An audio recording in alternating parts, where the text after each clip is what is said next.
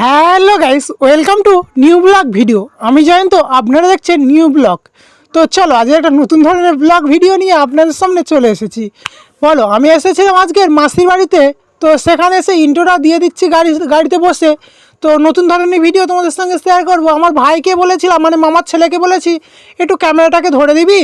তো সে এমন করে ধরছে যে আমার মুখটা দেখা যাচ্ছে না। এই হলো আমার পুরো ড্রেস। তো কেমন লাগছে অবশ্যই বলো তো।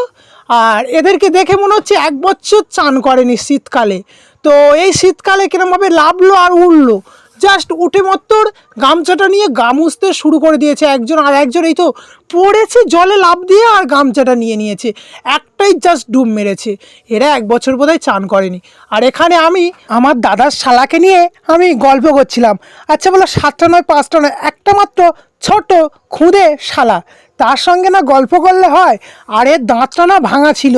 তো একে তাই নিয়ে আমরা হাসাহাসি করছিলাম।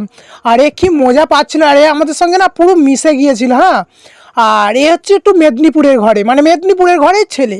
তো এর কথা আমরা ঠিক মতো কিছুটা বুঝতে পারছিলাম না। তো ভিডিওটা যদি ভালো লেগে থাকে লাইক কমেন্ট শেয়ার করবেন।